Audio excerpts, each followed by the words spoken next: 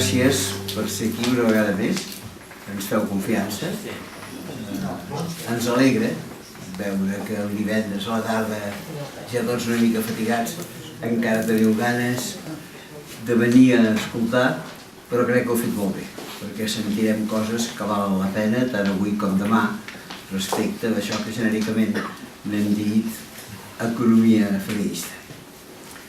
Mireu, quan vaig posar per primera vegada els peus a una facultat d'econòmiques, no pas com a professor, sinó com a alumne, el qual, com podeu pensar, em situa més o menys amb la prehistòria.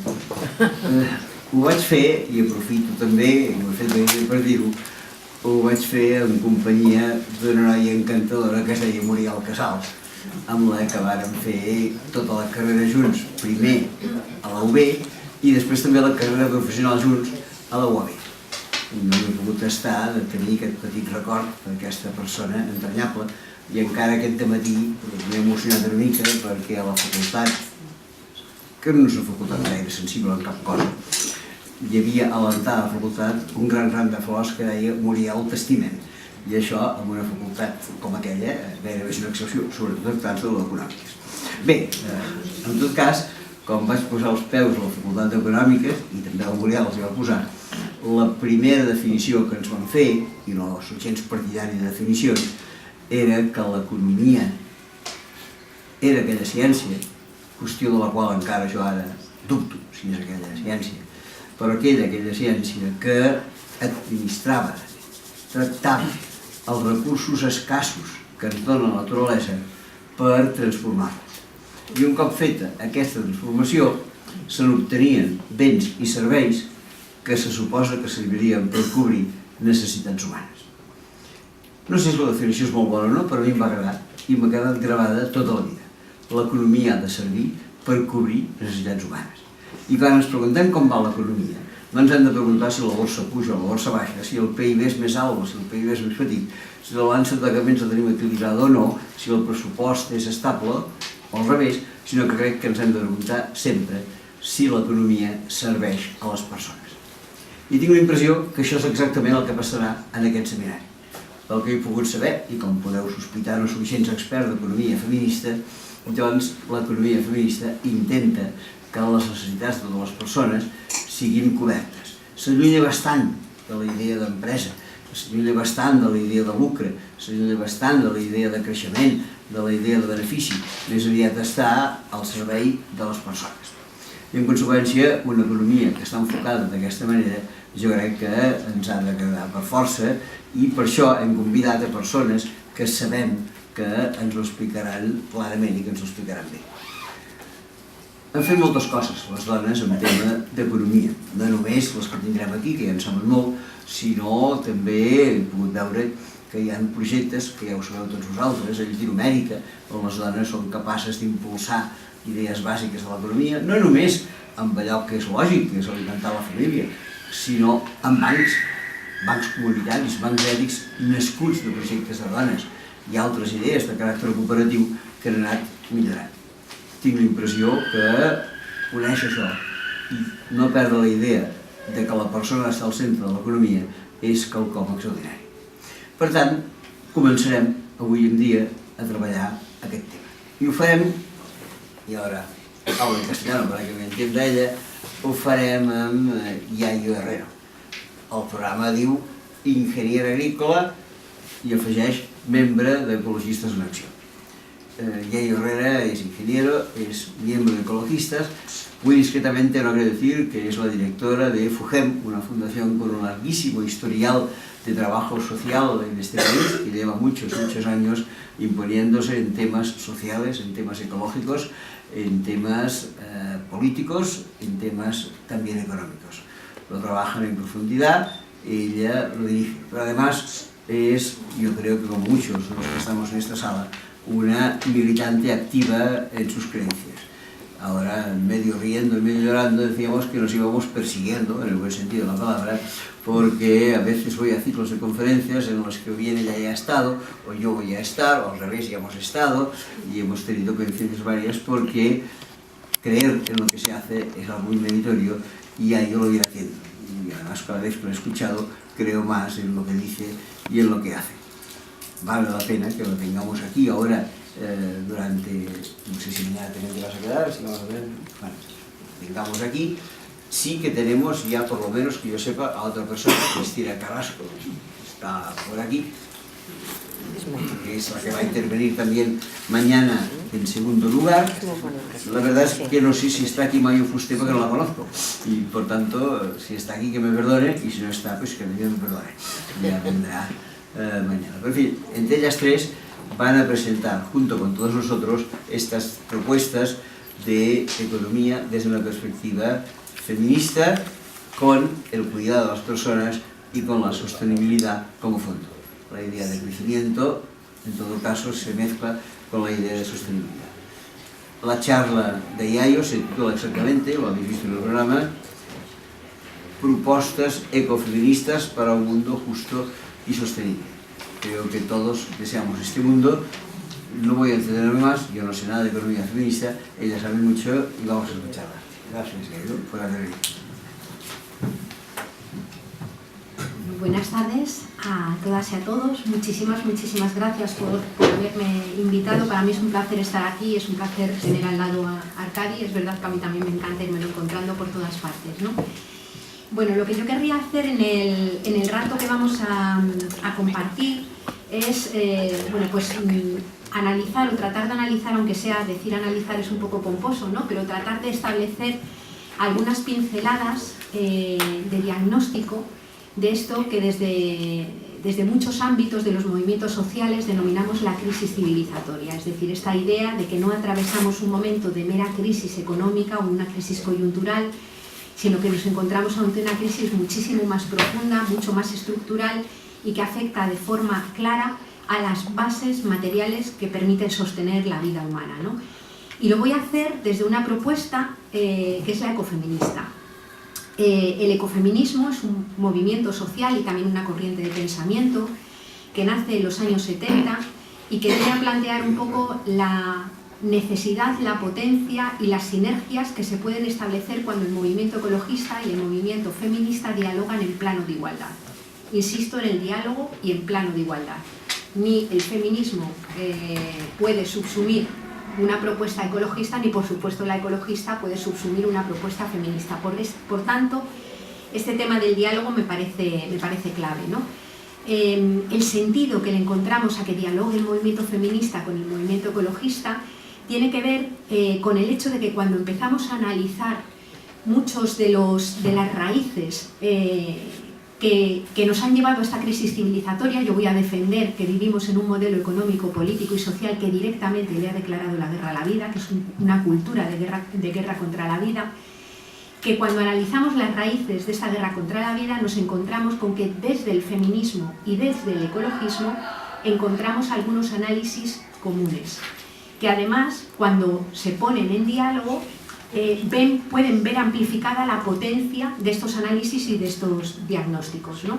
Para mí, bueno, ya me diréis al final si más o menos os parece sugerente o no, lo más sugerente del ecofeminismo es que yo creo que nos ayuda a repensarnos como especie, nos ayuda a repensarnos como seres humanos insertos en la naturaleza, pero también como seres humanos en relación con los otros seres humanos, ¿no?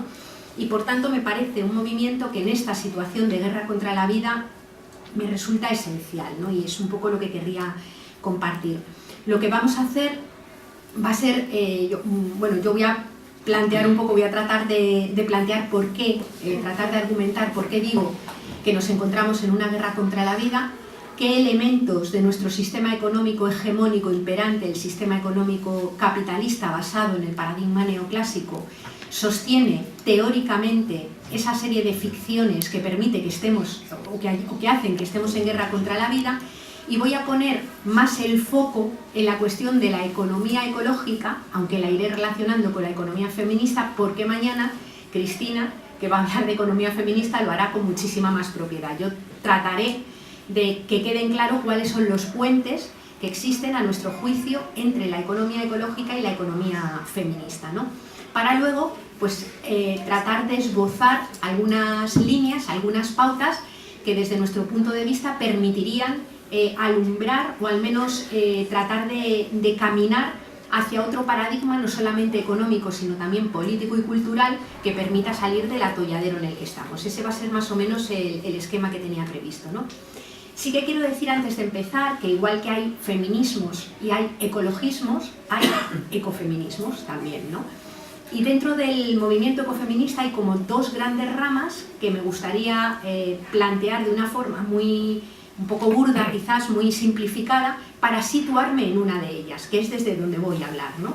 Que es un ecofeminismo constructivista que viene a plantear que si en alguna manera las mujeres están más próximas o pudieran estar más cercanas a las luchas por la sostenibilidad de la vida, no es tanto porque genéticamente estén más predispuestas a entender la cuestión de la sostenibilidad de la vida, sino porque habitamos sociedades heteropatriarcales que asignan una determinada división sexual, que a partir de la división sexual del trabajo asignan un determinado rol a las mujeres, ¿no? Por tanto, no es una cuestión genética y no es que los hombres no estén exactamente igual de dotados genéticamente para el cuidado, sino que básicamente no lo hacen o no lo quieren hacer, ¿no? Entonces, ¿por qué decimos que nos encontramos en una situación de guerra contra la vida? Si tuviéramos que describir ahora mismo la situación actual, yo hablaría fundamentalmente de tres palabras que luego trataré de justificar: riesgo, desigualdades y urgencia. Son como las tres claves que a mí me parece que definen este momento de crisis civilizatoria. Riesgo, ¿por qué? Me voy a centrar sobre todo en la situación de crisis, de profundísima crisis ecológica en la que nos encontramos ahora mismo insertos e insertas, ¿no? Esta crisis ecológica, es decir, este deterioro de la base material que sostiene la vida humana y el resto de la vida, pero la vida humana también, está caracterizada por una serie de crisis que se concatenan. En primer lugar, nos encontramos con una profundísima crisis de energía y materiales. Según un organismo poco sospechoso de ecologismo radical, como es la Agencia Internacional de la Energía, en el año 2006 se alcanzó lo que se denomina el pico del petróleo, sobre todo el petróleo convencional, es decir, del petróleo que tiene mayor capacidad energética, ¿no? El pico del petróleo es ese momento en el que por cada barril de petróleo que se extrae en un lugar del mundo no se encuentran reservas que lo puedan sustituir. Por tanto, desde el año 2006 se ha venido extrayendo una cantidad menor de petróleo convencional, que es el petróleo de gran calidad, con respecto a los años anteriores, ¿no? Este pico del petróleo convencional viene acompañado también con que el petróleo que va quedando es un petróleo que tiene menor tasa de retorno energética. La tasa de retorno energética, a mi juicio, debiera de ser una variable que formara parte de todos los debates de las asambleas, movimientos políticos y partidos políticos que quieran aspirar a darle la vuelta a la situación de degradación humana y de desigualdades que atravesamos. ¿Por qué? La tasa de retorno es la cantidad de energía que yo obtengo en función de la que invierto, es decir, para producir energía hace falta gastar energía. Cuando hablábamos del petróleo que se extraía hace pues, igual 100 años en Estados Unidos o que todavía se extrae en algunas zonas de Kuwait, hablábamos de petróleo que tenía tasas de retorno que están en 110 aproximadamente. Es decir, yo invertía un barril de petróleo en montar el tinglado extractivo y conseguir extraer el petróleo de la tierra y a cambio tenía 110 barriles de petróleo. Es decir, invierto uno y saco 110, una altísima tasa de retorno. El petróleo que se extrae ahora mismo, por ejemplo, en el Mar del Norte, que está es petróleo submarino, por así decir, tiene tasas de retorno que están ya alrededor de 30-35, porque obviamente no es lo mismo hacer un agujero en el suelo y sacar desde ahí petróleo bien concentradito que tener que montar una plataforma petrolífera en el mar, descender al fondo marino, hacer un agujero y sacarlo desde allí. Hace falta invertir mucha más energía para poder sacarlo. El petróleo que se celebraba haber encontrado, que Repsol celebró haber encontrado en la Patagonia, que hizo subir muchísimo las acciones de Repsol y que fue titular en periódicos de tirada nacional hace apenas pues igual 6 o 7 años, se decía habían encontrado un yacimiento de 4.000 millones de barriles de petróleo, tiene tasas de retorno que están entre 1 y 3. porque es un petróleo que se extrae con una técnica que os sonará, que se llama fracking, que aquí se quiere utilizar para extraer gas natural. Claro, hay que inyectar agua caliente con productos químicos a gran profundidad y con gran presión, romper las estructuras de la corteza terrestre, conseguir que se junten gotitas dispersas de petróleo y desde ahí extraerlo. Por tanto, hace falta muchísima energía para poder sacar ese petróleo disperso, ¿no? Bueno, ¿por qué insisto y le doy tanta importancia a la tasa de retorno? Pues porque obviamente la civilización industrial que conocemos, la posibilidad de que existan megaciudades como Madrid, que es la ciudad donde yo vivo, que es un mamotreto, que está rodeado, cuya área de influencia urbana coge muchas provincias de alrededor, la posibilidad de que haya este trasiego de materiales, de alimentos y de personas por todo el planeta, se ha podido construir gracias a que existían fuentes energéticas con altas tasas de retorno. Es decir, nosotros no nos comemos directamente la energía, sino que directamente la utilizamos para generar trabajos, para desplazar coches, para mover, para dinamizar las fábricas, para poder mantener el sistema de cultivo agroindustrial. Es decir, que no se hace lo mismo con fuentes energéticas que tienen unas tasas de retorno de 110 que con fuentes energéticas que tienen tasas de retorno pues de 30, obviamente, ¿no?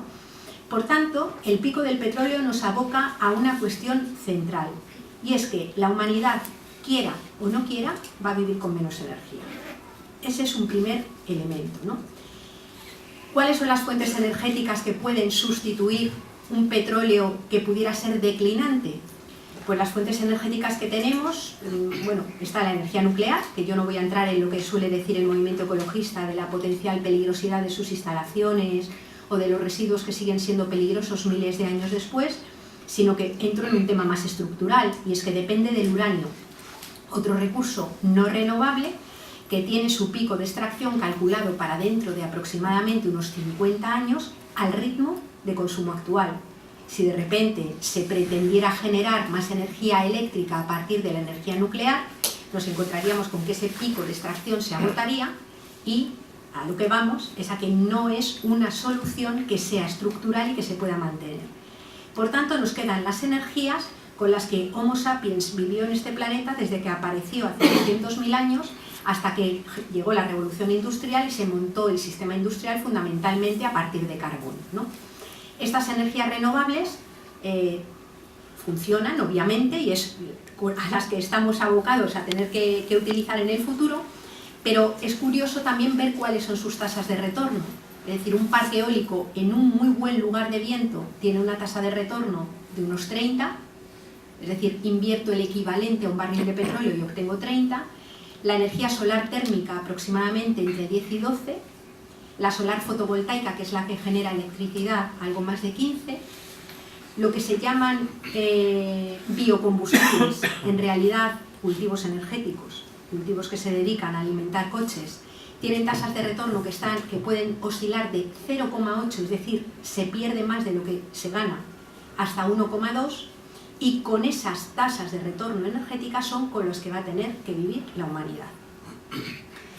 Claro, si nos fijamos en que de los 7.200 millones de personas que habitamos ahora mismo este planeta, la mitad de las personas viven hacinadas en grandes ciudades en las que no se produce nada que sirva para estar vivo, donde hay que meter cada día en la ciudad, a partir de transporte motorizado que consume energía fósil, el alimento, el agua, la salida de residuos.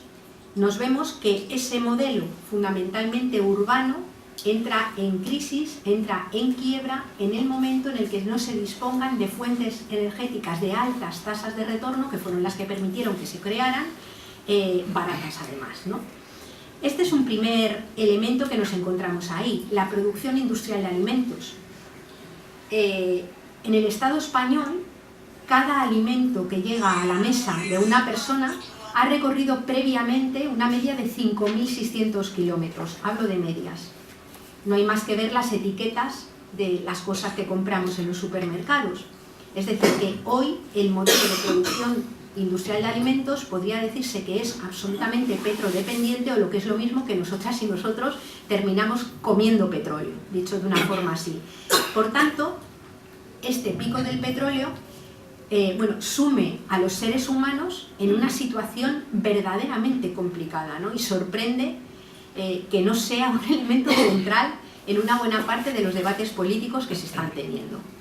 Pero decía crisis de energía y crisis de materiales, porque igual que ya se ha llegado al pico del petróleo, se ha llegado a los picos de extracción de algunos minerales y se está próximo a llegar a los de otros. Está a punto de alcanzarse el pico de extracción del cobre, pero minerales, por ejemplo, como el litio, como el platino, o esos minerales que se llaman tierras raras, que están en unas cantidades muy pequeñitas, que son minerales muy raros de la tabla periódica, que tienen nombres como neodimio o disprosio, que parecen más bien nombres del santoral, ¿no?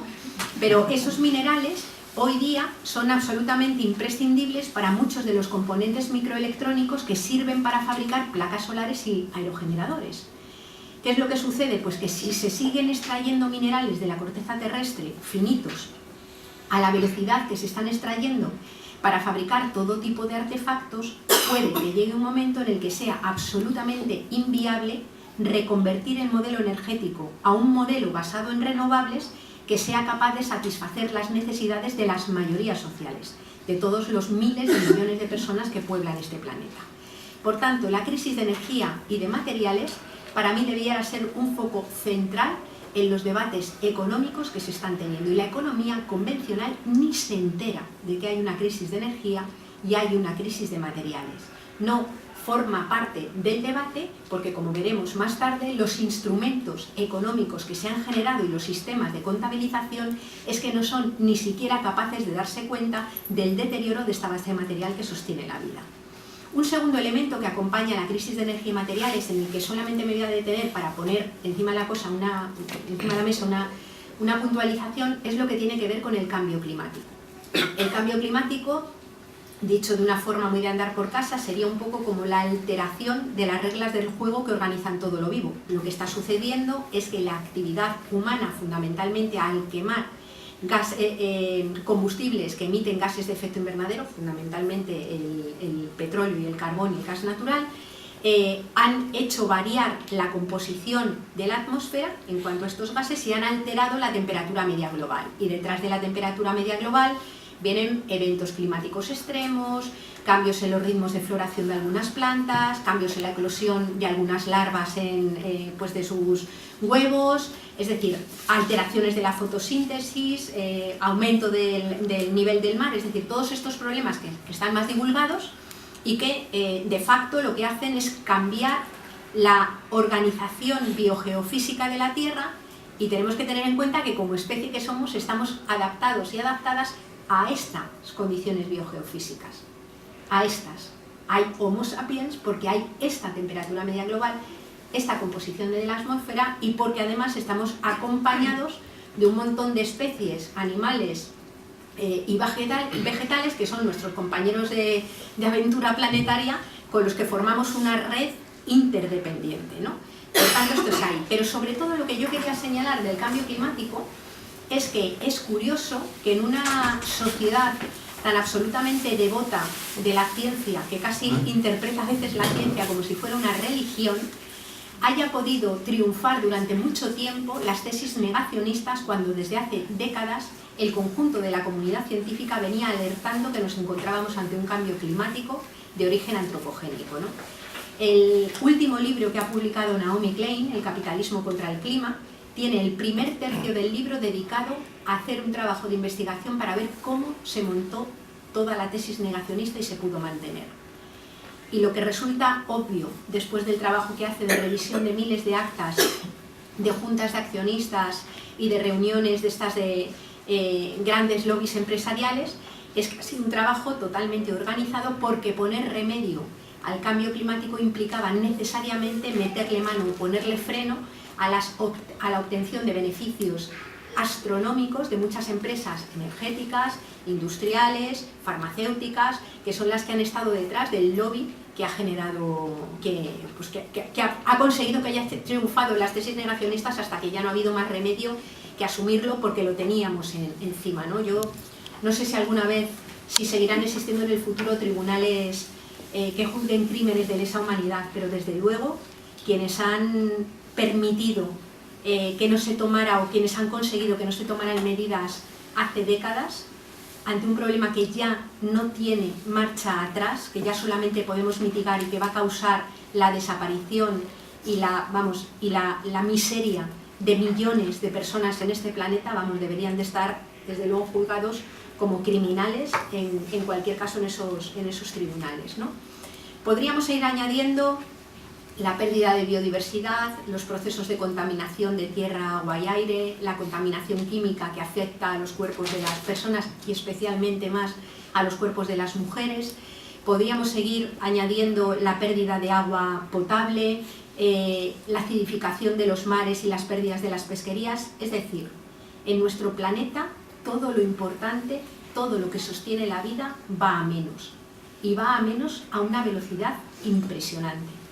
Por tanto, nos encontramos en una situación verdaderamente compleja, verdaderamente grave, en lo que a la alteración, digamos, de esa base material que nos sostiene se refiere, ¿no? Decíamos riesgo y decíamos desigualdades, ¿no? Durante muchísimo tiempo se ha venido defendiendo en algunas esferas de poder, con esta lógica sacrificial tan propia del capitalismo, ¿no? Que cargarte la naturaleza y cargarte la base material era el precio que había que pagar para conseguir el progreso, ¿no? Y claro, nos tenemos que preguntar cuáles han sido los logros de ese progreso. Y nos damos cuenta de que en nuestro planeta, en el mundo, las desigualdades se profundizan en todos los ejes de dominación. Desde luego es obvio este tema en lo que son las relaciones norte global, sur global, o países del centro y países de la periferia, ¿no? Sabemos desde hace muchísimo tiempo qué desiguales son las relaciones en términos de renta, en términos de acceso a la tierra, en términos de acceso a la riqueza, entre los países enriquecidos del norte global y los países empobrecidos del sur global. Bueno, pues hay un indicador básico, que es el de la huella ecológica, que nos muestra que si todas las personas del planeta vivieran como la media de una persona del Estado español, estaríamos ahora mismo necesitando entre 3 y 4 planetas. Pero como la media de una persona noruega o sueca, y lo digo por el planteamiento de sostenibles que tienen, estaríamos necesitando entre 4 y 5 planetas, ¿no? Pues puesto de un kuwaití 12, o de una persona de los Estados Unidos entre 5 y 7, ¿no?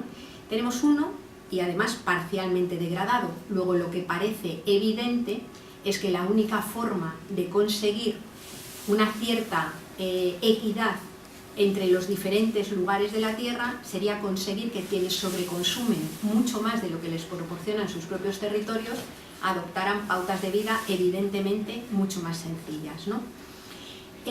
Pero cuando se ha ido profundizando esta crisis ecológica, esta crisis de energía, de materiales, de cambio climático, nos hemos ido encontrando que el propio desarrollo de la economía, unido a los procesos de financiarización y procesos de expolio que hemos ido trabajando mucho más durante estos últimos años a raíz, ahora sí, de la crisis económica, digamos que este estrechamiento del norte global ha ido reduciéndose y por tanto expulsando a las periferias a otros lugares. Por ejemplo, ahora hay estados como el Estado español, como Irlanda, como Grecia, que ya empiezan a formar parte de las periferias de un centro que todavía sigue manteniendo ciertas cotas de poder, que es la parte más de la Europa rica, ¿no? Del centro de Europa.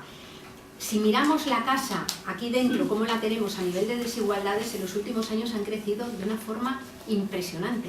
No es que no hubiera exclusión o pobreza durante el periodo de la burbuja inmobiliaria y, como diría Naredo, del aquelarre urbanístico, naturalmente que lo había, pero han crecido enormemente.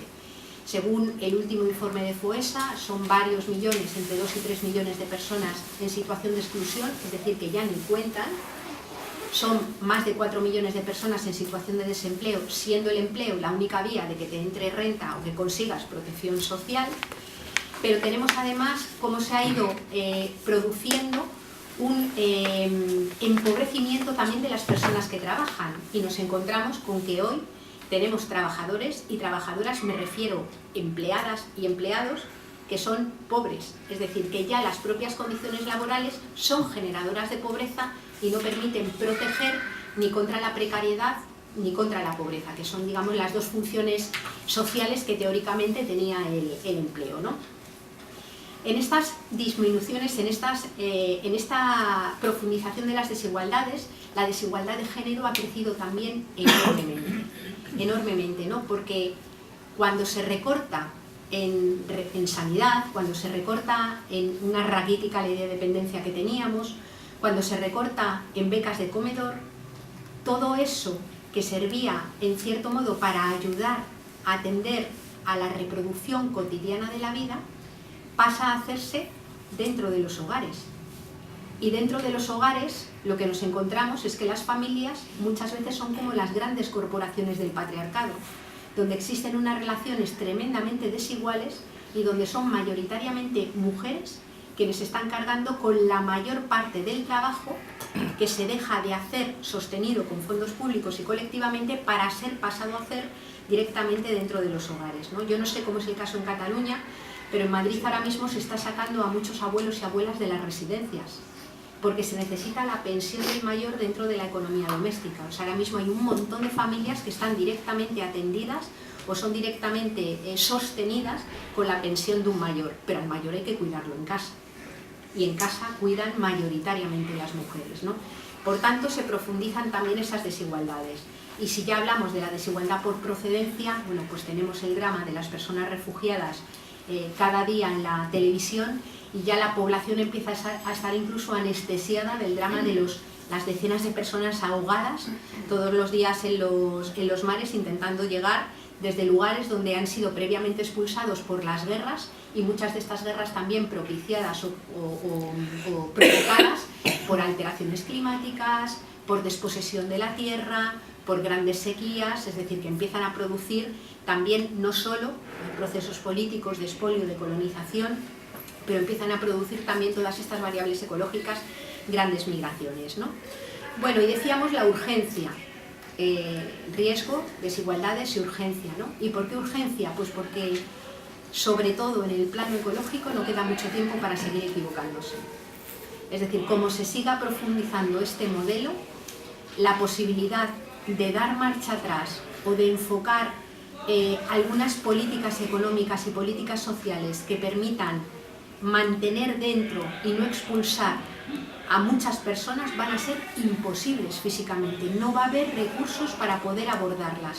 Por tanto, es muy urgente frenar este deterioro y darle la vuelta, virar esta economía que lleva directamente al colapso ecológico y al colapso antropológico, ¿no?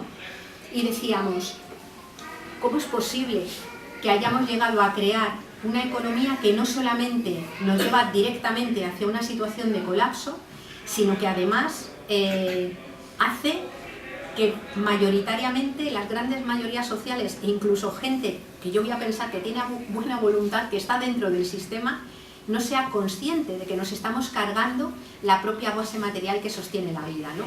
Bueno, pues ahí me pareció oportuno lo que decía Arcadi en su introducción, cuando vemos las definiciones al uso de economía, diciendo que es el proceso de obtención de bienes y servicios que permite satisfacer las necesidades humanas, tenemos que ser conscientes que ese proceso de obtención de bienes y servicios siempre se hace a partir de unos bienes fondo.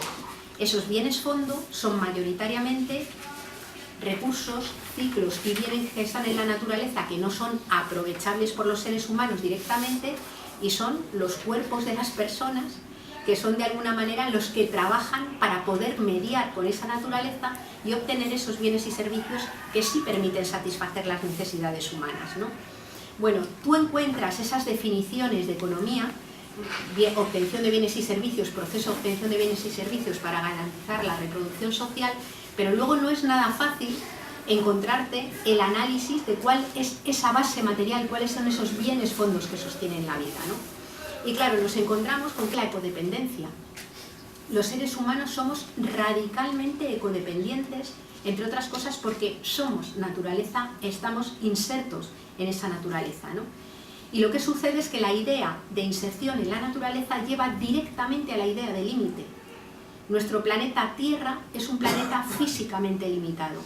Aquello que llamamos no renovable existe en una cantidad predeterminada y es susceptible de ser usado simplemente hasta que se agota, y aquello que sin embargo denominamos renovable, aunque es verdad que puede ser regenerado por los procesos de la naturaleza, no es regenerado a la velocidad que le gustaría el metabolismo agrourbano industrial, sino que se regenera a la velocidad de los ciclos de la naturaleza que han venido determinados por el proceso evolutivo. Es decir, yo no puedo sacar agua de la cuenca de un río a la velocidad que me dé la gana sin secarlo. Puedo extraer agua de la cuenca de un río teniendo en cuenta cuáles son las velocidades de regeneración de esa cuenca hidrográfica, que además no es solo la tubería que consideran muchos ingenieros que es el tubo de agua, sino que es fundamentalmente un ecosistema complejo en donde intervienen las plantas que hay alrededor, la propia ciudad, los modos de vida y por supuesto las personas, ¿no? Por tanto, lo no renovable tiene límites, lo renovable tiene límites, y lo que sucede es que sobre una base física limitada, absolutamente nada se puede plantear crecer de forma ilimitada. Es una obviedad. Ni una ciudad, ni un arrecife de coral, ni un bosque de robles, ni por supuesto el conjunto del sistema económico capitalista. Y ahí nos encontramos con una primera contradicción, que vivimos insertos e insertas en un modelo económico que necesita crecer de forma permanente para sostenerse.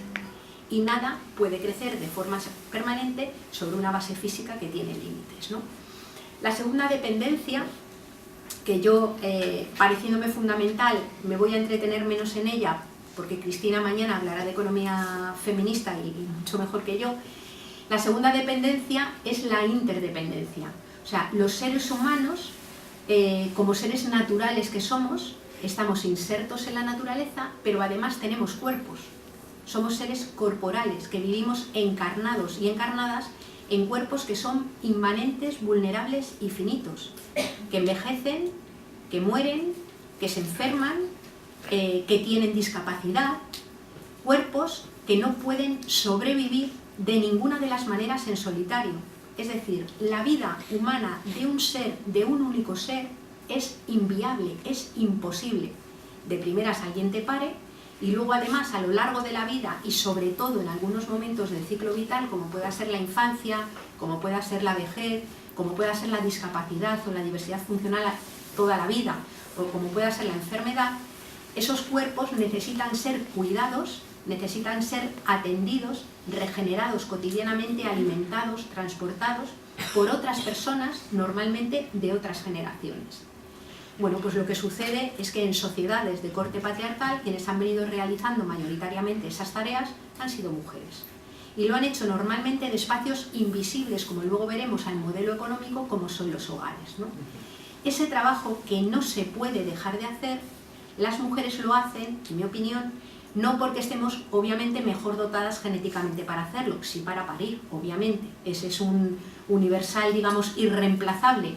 Pero en el resto de los universales las mujeres sí que somos reemplazables para hacerlos. Es decir, los hombres tienen la misma dotación genética y podrían cuidar de la vida como cuidamos nosotras, pero no lo hacen. Y no lo hacen porque la división mayoritariamente, porque la división sexual del trabajo asigna roles completamente diferentes a hombres y mujeres dentro de nuestras sociedades, ¿no? Claro, lo que sucede es que ni la ecodependencia, ni la interdependencia, ni el cuidado de los cuerpos, ni la regeneración cíclica de la vida son tenidas en cuenta dentro de nuestros modelos económicos. Y vamos a ver por qué no son tenidas en cuenta, ¿no? Aquí sí que quiero hacer como un pequeño rodeo, porque a mí me parece que dentro del diálogo, que a mí me parece muy fructífero entre ecofeminismo, o sea, entre ecologismo y feminismo, hay como dos nociones que son fundamentales analizar a la hora de elaborar o de hacer una deconstrucción de ellas y volverlas a repensar de otra forma diferente. Y son las nociones de producción y de trabajo, ¿no? El sistema económico capitalista basado en un paradigma que es el de la economía neoclásica descansa sobre una metáfora, sobre una ficción que es la idea de producción que ha construido, ¿no? La primera vez que se habla de ciencia económica, porque la economía nunca fue una ciencia prácticamente hasta el siglo XVIII, La primera vez que se habla de ciencia económica es una escuela económica, la de los fisiócratas en el siglo XVIII, la que habla de ciencia económica y de producción. Hablaban de la posibilidad de producir para hacer crecer una economía que se empezaba a desplegar a partir de la civilización industrial. Fijaos que los fisiócratas enunciaban la producción de una forma, a mí me parece bonita, ¿no? Decían, producir es acrecentar las riquezas renacientes sin menoscabar los bienes fondo. Es decir, producir es acrecentar aquello que la naturaleza puede regenerar cíclicamente, mientras no te cargues la posibilidad de que esa regeneración se pueda producir. En ese sentido, para ellos producción era la agricultura, para ellos producción era la pesquería, mientras no sacaras tantos peces del caladero que no permitieran que se reprodujera la pesca. Para ellos producción era extraer madera del bosque, mientras no talaras de una forma tan salvaje que ese bosque no se pudiera reproducir. Y curiosamente, para los fisiócratas también era producción la minería, porque en aquel momento los conocimientos geológicos que había defendían que los minerales de la corteza terrestre también estaban sujetos a procesos de regeneración y crecimiento. Se pensaba que cuando una mina estaba botada, tú te largabas, tapabas la mina, volvías al cabo de 50 años y aquellos minerales se habían reproducido. Se pensaba que la Tierra iba a ser cada vez un poco más gordita porque los minerales de la corteza terrestre estaban sujetos a esos procesos de crecimiento, ¿no? Por tanto, los fisiócratas no vieron ningún problema en denominar también producción a la minería. Pero para ellos producción era lo que la naturaleza era capaz de regenerar con ayuda de trabajo humano, ¿no? Por ejemplo, no hubieran hablado nunca de producir sillas, producir mesas o producir ventanas. Eso era una transformación de la verdadera producción, que era la que regeneraba la naturaleza, pues por ejemplo en procesos como la fotosíntesis o los ciclos naturales, ¿no? Bueno, la siguiente escuela a la que quiero hacer referencia solamente por mostrar la evolución y de una forma muy rápida es la escuela clásica, es la escuela Marx pertenece a la escuela clásica como Stuart Mill, ¿no? Y a efectos de la evolución en la noción de producción, la escuela clásica lo que plantea es que la producción es una producción que descansa sobre todo en el trabajo humano, entendiendo como trabajo humano el trabajo en las nuevas fábricas, es decir, el empleo, el trabajo que se llama productivo, que es el que se hace en la fábrica, ¿no? Por tanto, se pierde un poco el peso, digamos, en la naturaleza, aunque obviamente ni Marx ni Stuart Mill consideran que la naturaleza no intervenga, naturalmente que sí, pero el peso se sitúa sobre todo en el trabajo humano. Y se incorpora en la escuela clásica la idea ya de límite, porque en aquel momento los conocimientos geológicos sí que muestran que las piedras no crecen y que por tanto un crecimiento económico que estuviera basado en la extracción de minerales, de carbón y de energía de la corteza terrestre, por fuerza tendría que tener un horizonte estacionario, ¿no? Pero donde viene un cambio sustancial en la noción, digamos, de producción, es cuando llega con todo el empuje, a partir, en cierto modo también empujada por la economía clásica, la economía neoclásica, que es la que tenemos hoy plenamente vigente y es mayoritaria en el estudio en las facultades de económicas, desde luego en las escuelas de negocios y en casi todo lo que leamos por ahí, salvo las visiones de pues, gente que tiene una mirada heterodoxa sobre la economía y que se conforman en esto amplio que se suele denominar economía crítica, ¿no? Vamos a ver algunos de los elementos que están en el ADN como metidos y que han ido cambiando esta noción de producción y que a mi juicio han provocado también un cambio cultural que está en la raíz, digamos, de la ocultación de la codependencia y de la interdependencia. En primer lugar, dentro de nuestro modelo económico vigente, se considera que solamente tiene valor económico aquello que puede ser expresado en términos de precio. Es decir, solo tiene valor económico aquello que puede ser traducido a términos monetarios. Claro, ni la polinización, ni el ciclo del agua, ni la capa de ozono tienen valor monetario, aunque se le intenta poner. El problema que tú tienes es que si tú te cargas algo de forma irreversible, aunque llenes habitaciones de billetes de 500 euros, lo puedes pagar, incluso aunque tú no hubieras fijado un precio ficticio, pero no lo reparas. El problema es que tú puedes articular un sistema de multas que por ejemplo, porque le hayas puesto precio a la capa de ozono, pero si se agujerea la capa de ozono y se empiezan a filtrar los rayos, yo puedo pagar la multa haciendo un ejercicio de política ficción. Imaginaos que van las empresas y la pagan, pero el problema es que con eso que han pagado no se puede reparar. Por tanto, hay elementos que no viene, su valor no puede venir determinado por el precio monetario porque no puedes repararlo, ¿no? Muchas de las tareas que tienen que ver con la interdependencia de la vida y que se realizan dentro de los hogares, desde luego no tienen ningún tipo de reflejo en las cuentas del sistema y por tanto no existen, ¿no? El principal problema que tiene considerar esa reducción del concepto de valor a precio es que se hace desaparecer del campo de estudio económico fundamentalmente la ecodependencia y la interdependencia, las dos bases materiales que permiten sostener la vida. Directamente no son tenidas en cuenta ni son contabilizadas, que al no ser tenidas en cuenta y no ser contabilizadas directamente ni nos enteramos a través de los instrumentos económicos de su propia destrucción, ¿no? Claro, ahí se produce una mutación importante en la noción de producción, porque si la producción era la obtención de aquello que necesitábamos para estar vivos y vivas, ahora la producción es conseguir que se incrementen los agregados monetarios. Es decir, le llamamos producción a cualquier tipo de proceso que se realiza en el llamado mundo productivo, que consigue que se vayan acumulando excedentes medidos en términos monetarios y que consiguen que se vayan incrementando los indicadores que sirven para medirlo, como por ejemplo el Producto Interior Bruto, ¿no?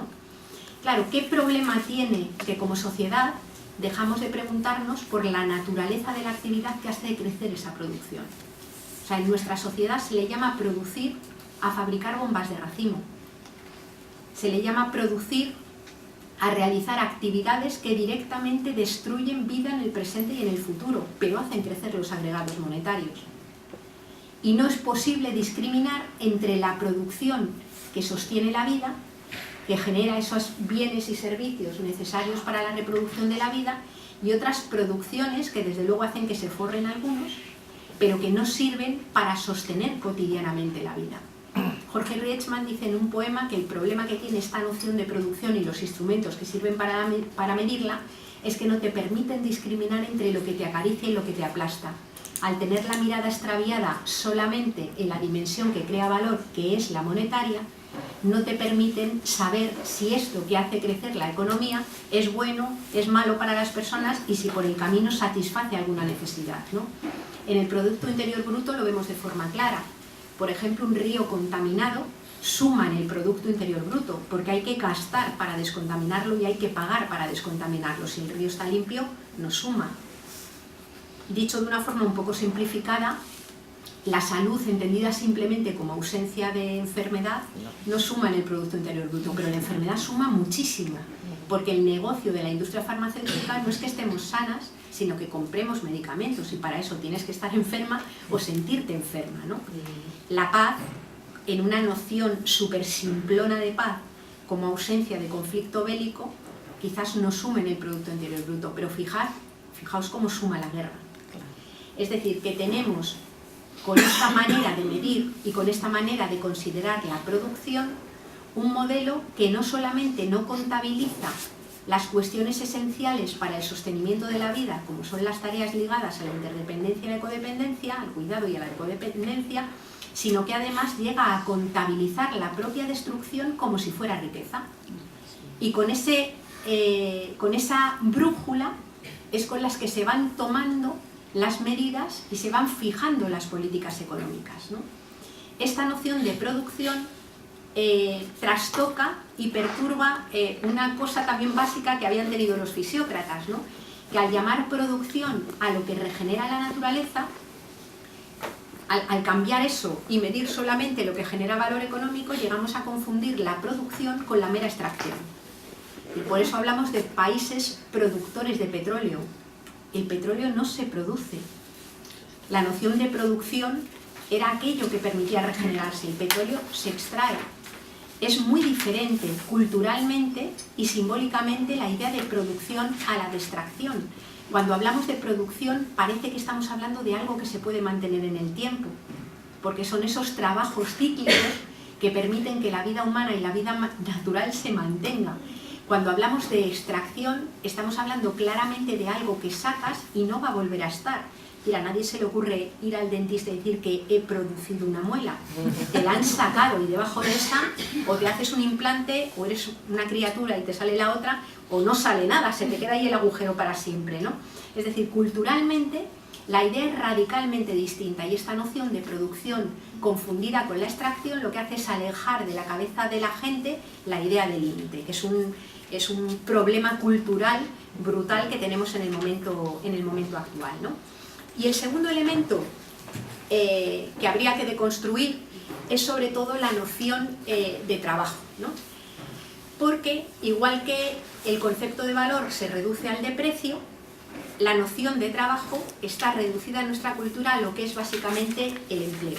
Es decir, llamamos trabajo solo a lo que se hace en un espacio también que se denomina productivo, que está supuestamente y falsamente desgajado del resto de la vida y es donde tú obtienes los medios de vida, ¿no?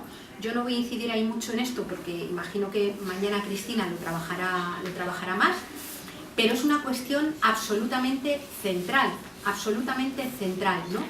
Cuando nosotros reducimos la noción del trabajo a la noción de empleo, suceden muchísimas cosas a la hora de articular nuestras sociedades, ¿no? Entre otras cosas, por ejemplo, que la única forma de construir o de generar protección pública para las personas aquí en nuestras sociedades, de crear lo que se llamó economía de bienestar o estado de bienestar, es la participación en el mundo del empleo. Es decir, si vamos a tener pensión o tenemos una prestación de desempleo es porque previamente hemos trabajado en el mundo productivo y hemos podido cotizar. Aquellas personas que se han pasado trabajando y disponibles todo su tiempo dentro del hogar, satisfaciendo necesidades y generando una producción económica, que es la producción cotidiana de la vida, económica en el sentido amplio del término económico, no tiene derecho a esa protección social. Si la tiene, es porque tiene algún vínculo con una persona que sí que ha estado en ese espacio laboral, normalmente el del matrimonio. Es decir, que esa protección que te otorga el estado de bienestar no la tenemos por el hecho de ser personas, sino que la tenemos por el hecho de haber estado en el mundo laboral o de tener algún vínculo con el mundo laboral, ¿no? Este reduccionismo del trabajo al empleo y este modelo empleocéntrico ha tenido también consecuencias, yo creo que simbólicamente, para mí algunas muy dolorosas, ¿no? Porque yo antes que ecologista fui sindicalista y siempre he estado muy metida en las movilizaciones sindicales, ¿no? Pero por eso me duele cuando veo a las personas de los sindicatos reducir la noción de trabajo al empleo. Porque el movimiento obrero, si se levantara de su tumba, es que le daba un vaído, es decir, al movimiento obrero en su nacimiento. El movimiento obrero era un movimiento muy consciente de que la fuerza de trabajo humano, la capacidad de trabajo que tenemos los seres humanos, era también un motor generador de riqueza. Cuando tú escuchas ahora mismo a muchos dirigentes sindicales, o por ejemplo en la marcha minera, la última que hubo sobre Madrid, que entrevistaban a los mineros y justificaban que les dieran el dinero a sus patronos porque a fin de cuentas eran los empresarios los que crean la riqueza, creo que estamos ante otro de esos efectos, ante una batalla perdida simbólica del movimiento obrero frente a los dueños de los medios de producción, ¿no? Es la cesión de esa capacidad simbólica de crear riqueza a la persona que es dueña de los medios de producción y no a la naturaleza y a las personas que trabajan, lo que fue la gran reivindicación del movimiento obrero, y si no lo digo reviento, ¿no? Entonces esa reducción a mí me parece que es tremendamente peligrosa y que además desgaja la vida como en dos áreas, el mundo de la economía como en dos áreas que supuestamente están completamente separadas, ¿no? Lo que llamamos productivo, que es lo que tiene reflejo en las cuentas económicas del sistema, y lo que llamamos reproductivo, que es lo que se hace dentro de los hogares y que permite que la vida se sostenga cotidianamente.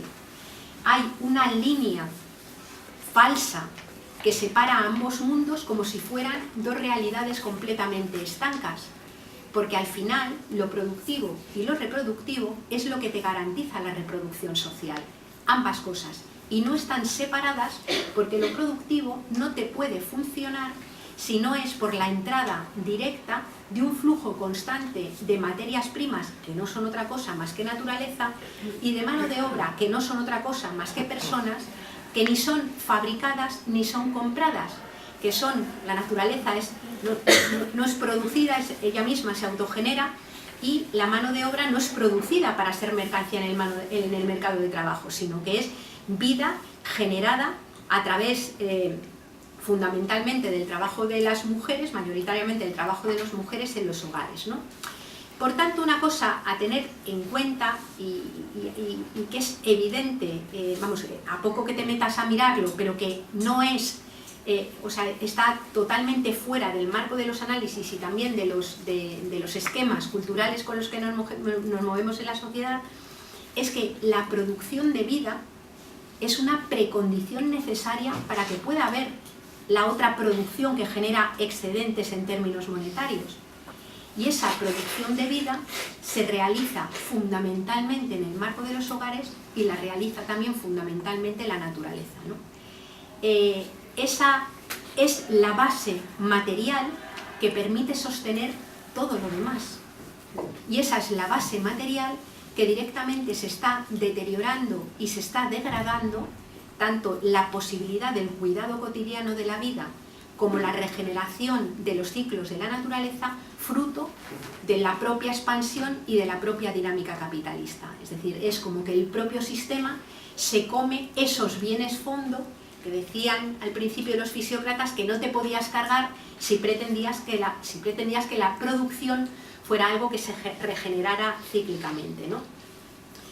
Por supuesto, todo este tema nos ha llevado también a algunos planteamientos políticos y culturales que son tremendamente nocivos, ¿no? Como es esta especie de fantasía de la individualidad o esta construcción de un supuesto individuo que es abstracto, que es individual, que va cada día a los mercados, que compite con otros y que parece que no depende de nada. Esta idea de producción y esta idea de economía ha ayudado a crear una noción de progreso que es absolutamente dañina, porque es una noción de progreso que cree falazmente que las personas pueden vivir emancipadas de la naturaleza, que pueden vivir emancipadas de las otras personas y que incluso pueden vivir emancipadas de su propio cuerpo. Una persona dependiente en nuestra sociedad es una persona que tiene como alguna anomalía, sin ser conscientes que todos y todas somos personas interdependientes, todos y todas somos dependientes de otros y otras, ¿no? Y llamamos persona autónoma a una persona que depende del mercado, a una persona que tiene salario. Es decir, cuando es de mucho riesgo también depender o alimentar una idea de autonomía que supone depender de una estructura como es el mercado a la cual tú no importas un carajo. Es decir, se supone que donde se preocupan por tu bienestar son en otros espacios que están fuera de la lógica de la empresa capitalista, ¿no? Por tanto, tenemos ahí algunos elementos que yo creo que nos dan cuenta de cómo es posible que hayamos articulado instrumentos económicos y que hayamos articulado una forma de entender la economía que a su vez ha fabricado un tipo de persona, porque la economía termina generando una antropología. Es decir, la economía capitalista y su cultura han terminado fabricando un tipo de persona que es la que le permite funcionar, que es la que tiene en su cabeza una idea de riqueza, una idea de bienestar, una idea de vida buena, que es muy compatible con lo que el sistema capitalista te promete y los deseos que te hace tener, ¿no? Por tanto, hoy nos encontramos con un problema grande, ¿no? Por ir avanzando a la parte en la que hablamos un poco de las pautas de salida, de por dónde podemos tirar, hay un punto de partida que yo quería señalar que es básico, ¿no? Y que tiene que ver con la cuestión de los límites que planteé al principio. Digamos que como humanidad tenemos un techo ecológico que supuestamente no hubiéramos debido superar, que está completamente superado, pero como seres humanos también tenemos un suelo mínimo de necesidades por debajo de las cuales no se puede vivir bien. Entre ese suelo mínimo de necesidades y ese techo ecológico es donde es el único espacio en el que podemos construir vida segura para la humanidad. Y ahí nos encontramos con un dilema y un conflicto básico.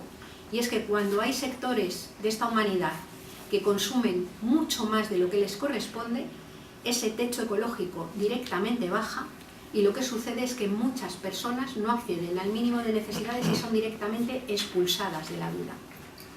Por tanto, las salidas o las disputas que tenemos que plantearnos, yo las veo en términos de conflicto. Las veo en términos de conflicto porque me da la sensación de que aquellos que tienen mucho más de lo que les corresponde no lo van a soltar de buen rollo. Y entonces habrá que ver un poco cómo podemos conseguir avanzar hacia sociedades donde se pueda repartir la riqueza, ¿no? Y hay, digamos, cuando hablábamos un poco al principio de que la humanidad va a vivir con menos energía y menos materiales, esta idea de justicia se tiene que enlazar con otra que va de la mano directamente, y es el inevitable decrecimiento de la esfera material de la economía. Me refiero a la cantidad de energía, materiales y residuos que puede generar nuestra economía. Y digo inevitable porque no es una opción ecologista, es sí o sí. Lo marcan los límites físicos del planeta y está sucediendo ya, ¿no? Y hay solo dos formas de poder llegar a una situación de decrecimiento de esa esfera material de la economía. Una es una vía, y lo digo de una forma provocadora, fascista, donde aquellos que tienen poder económico, político y militar pueden seguir sosteniendo su estilo de vida gracias a que hay otras personas que quedan fuera del sistema. Y el segundo mecanismo es un mecanismo que requiere construir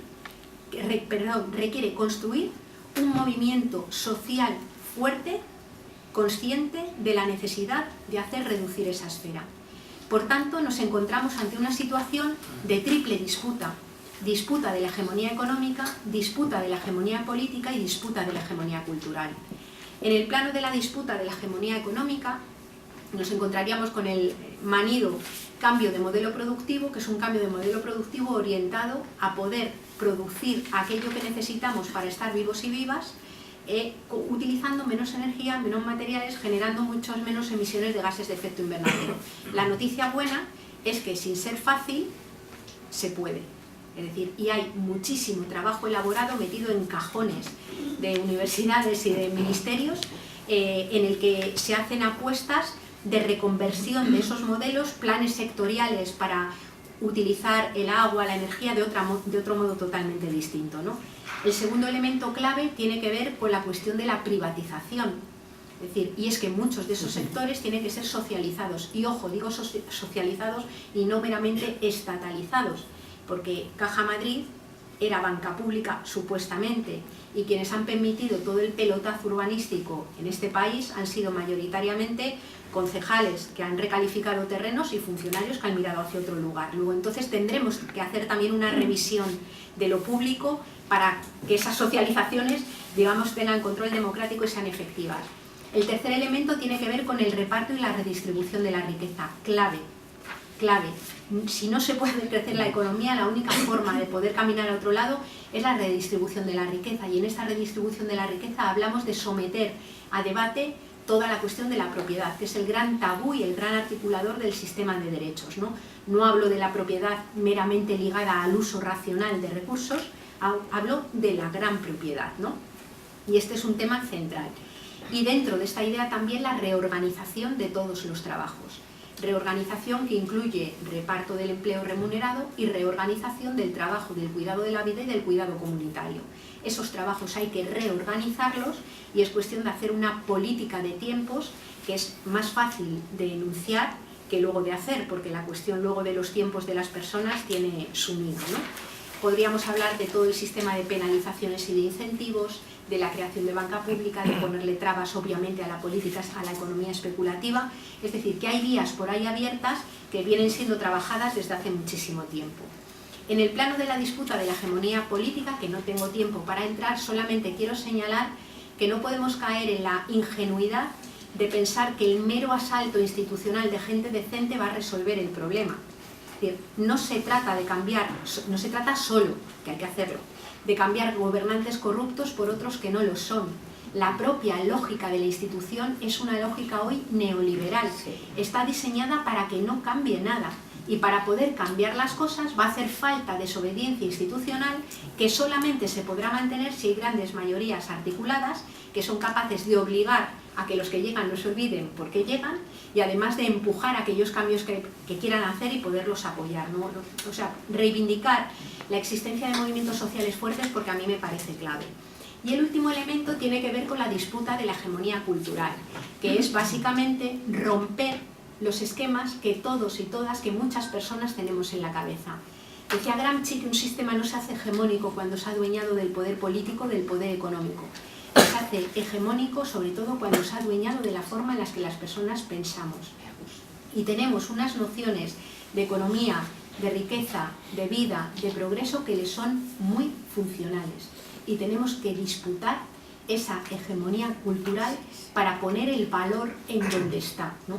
En ese aspecto es donde yo creo que la propuesta y la práctica ecofeminista es central porque le da valor a sujetos que previamente han sido invisibilizados o subordinados, como son los procesos naturales y la conservación de la naturaleza que nos sostiene y como es el trabajo cotidiano de interdependencia que realizan mayoritariamente mujeres en todos los lados. Y no solamente eso, sino que además dentro de los hogares hay unos aprendizajes, unas lógicas y una forma de organizar la economía que tienen que ser aprendidos y estudiados precisamente para llevarlos al terreno de la economía productiva. Por ejemplo, las cooperativas pequeñas tienen unas lógicas de funcionamiento que en cierto modo yo creo que beben mucho de la propia lógica de la economía doméstica en los hogares, ¿no? Y ahora sí que ya termino y quiero terminar agradeciéndole a Cristina y a Enrique Tello una cosa que leí de un artículo que escribieron sobre la sostenibilidad de la vida, que tenía una reflexión sobre el primer artículo de la Declaración de los Derechos Humanos que a mí me encantó y al que me permití, como sois amigos supongo que nos importará, hacerle alguna ñapa y le añadí alguna cosita más, ¿no? Lo que ellos planteaban en el artículo, decían, el primer artículo de la Declaración de los Derechos Humanos dice: todos los seres humanos nacen libres e iguales en derechos y obligaciones y dotados como están de razón deberán vivir fraternalmente los unos con los otros, ¿no? Lo que ellos planteaban mayoritariamente, yo le metí dos pequeñas morcillitas que me parecía que podían enriquecer desde el punto de vista ecofeminista. Si lo leyéramos desde ese plano, el artículo debería decir algo parecido a esto, ¿no? Todos los seres humanos nacen vulnerables e indefensos en el seno de una madre y llegarán a ser libres e iguales en derechos y obligaciones siempre y cuando reciban una cantidad ingente de cuidados, de afectos y de atenciones que deben de ser proporcionados por personas de otras generaciones, hombres y mujeres, en una tarea civilizatoria sin la cual nuestra especie no puede existir. De recibirlos llegarán a estar dotados de razón que les permita vivir fraternalmente los unos con los otros, conscientes de habitar un planeta que tiene límites físicos que comparten con el resto del mundo vivo y que estarán obligados a conservar, ¿no? Es un poquito más largo, pero yo creo que refleja de una forma mucho más clara a qué tipo de sociedad es a la que aspiramos llegar si pensamos y la vemos de un modo ecofeminista. Pues muchas gracias.